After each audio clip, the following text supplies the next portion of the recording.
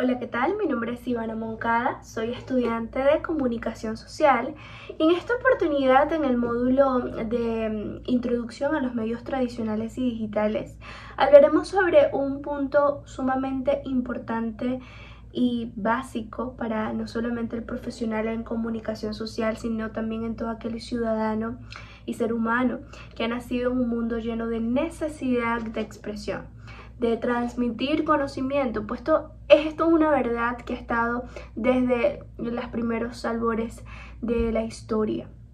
Desde la creación el hombre ha tenido ese imperativo, ese menester de poder llevar a cabo la expresión de sus saberes, conocimientos, falencias, necesidades, expresiones, sentimientos, advertencias, etc. ¿De dónde parte entonces la comunicación? O mejor dicho, ¿cuáles son los elementos que componen la comunicación? En la comunicación están varios papeles fundamentales para el sano desenvolvimiento de ella.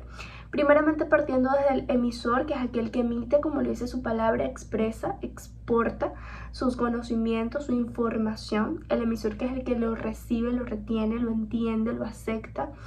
Está el canal, que es el medio por el que esta persona transmite el conocimiento. Bien puede ser una película, bien puede ser su propia voz de forma audible, puede ser un libro, puede ser una carta, puede ser un mensaje por Gmail hablando en la actualidad, etc. Todo aquel método, medio que la persona utiliza para trasladar un conocimiento, es ese transporte que lleva el mensaje.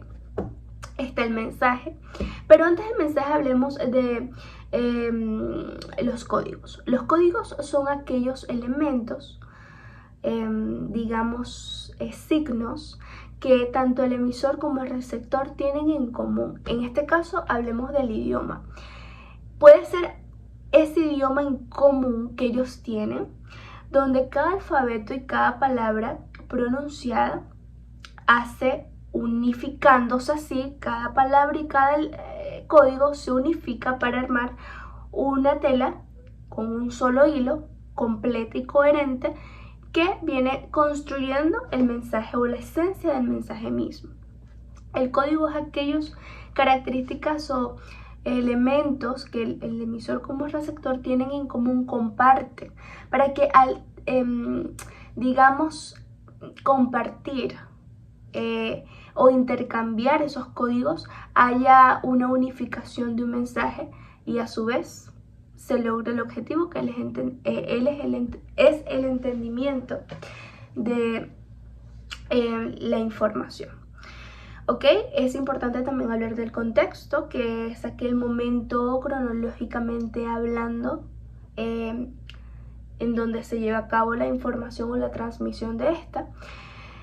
Y no hay que ignorar la bulla o el ruido. Es aquello que impide, que obstruye el sano recibimiento o entendimiento de la información.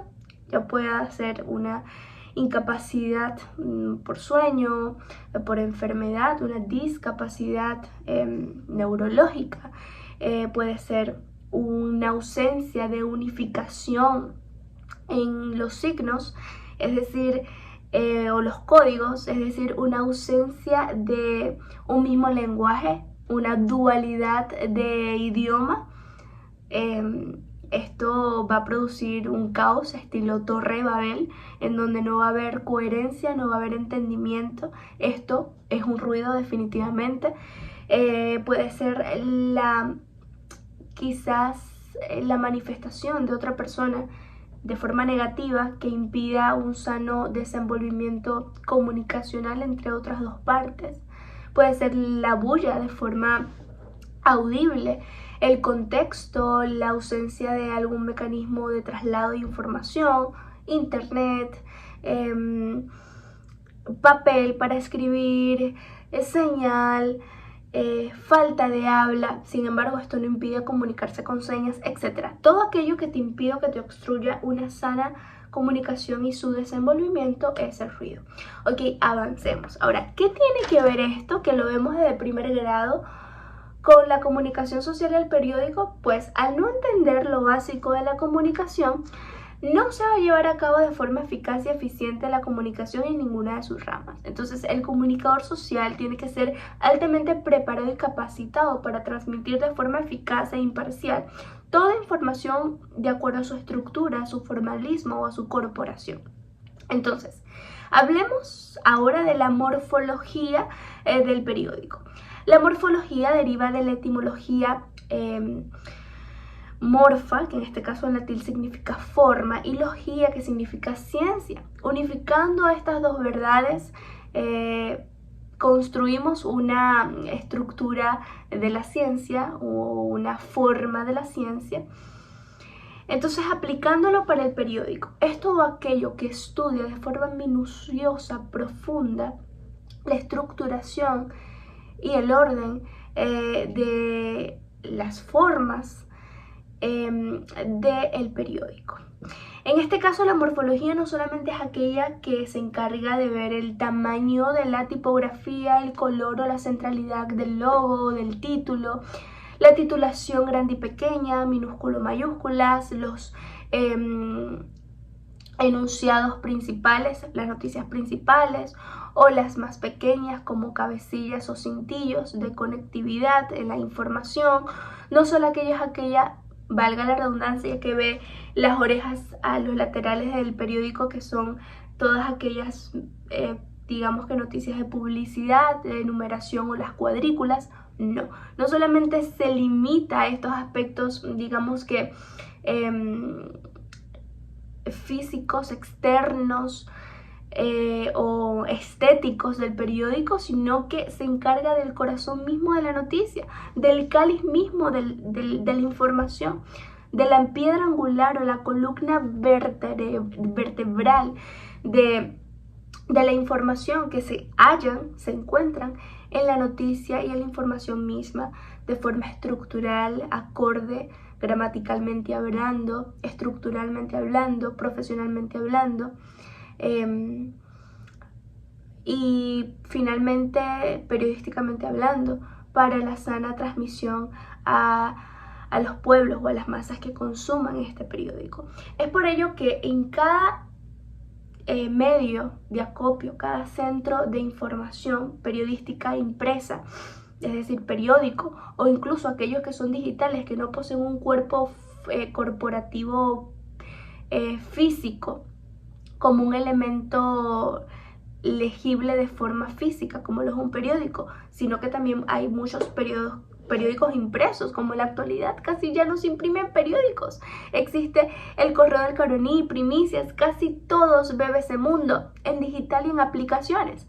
Ellos no distan de contar, no distan de tener estos profesionales y este método morfológico en el que se encarga de mantener el profesionalismo, la eficacia, la esencia, el orden y la sana estructura de la información impresa.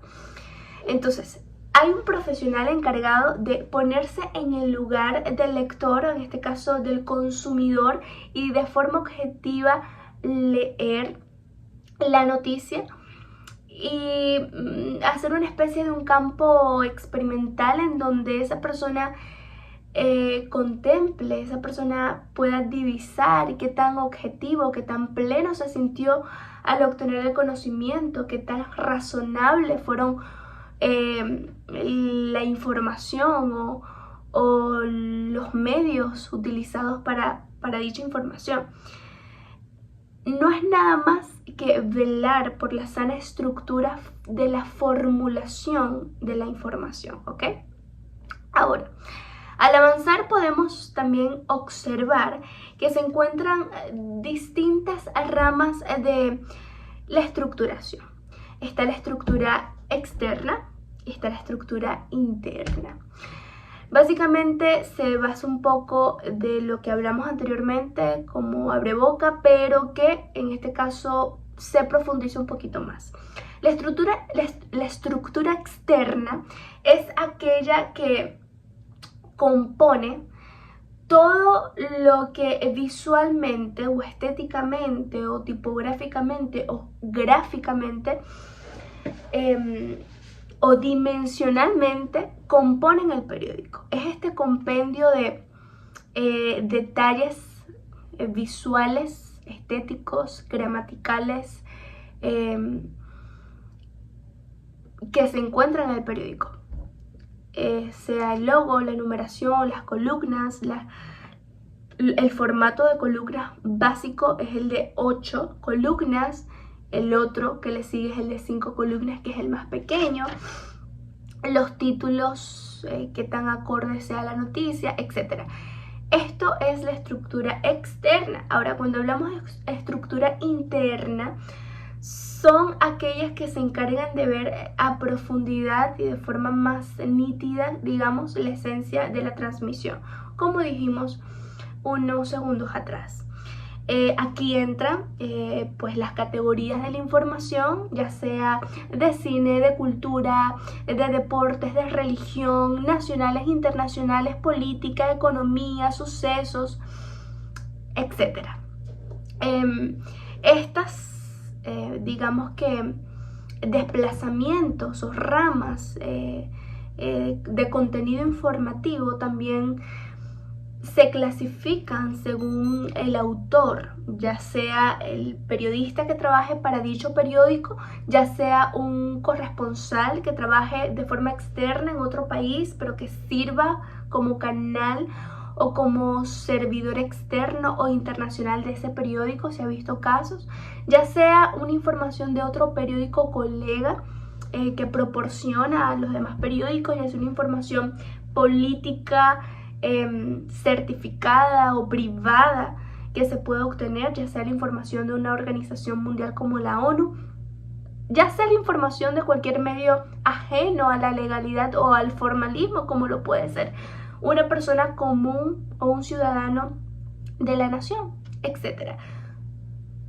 Se clasifica según su origen, se clasifica según su contexto también, y el origen ya no hablando de quién lo proporciona la información, sino de dónde se lleva a cabo la información. Se clasifica, pues por supuesto, también según su género, ya sea narrativo, en este caso crónica o columnas, reportaje informativo, reportaje de entrevista llevada a cabo a una persona ilustre o a una persona afectada en la sociedad por alguna noticia, etc. Acá en el cuadro pueden chequear de forma más minuciosa y específica en lo que son las diferenciaciones entre la estructura interna y externa del periódico. Espero que esta información les haya gustado y nos vemos en el próximo video.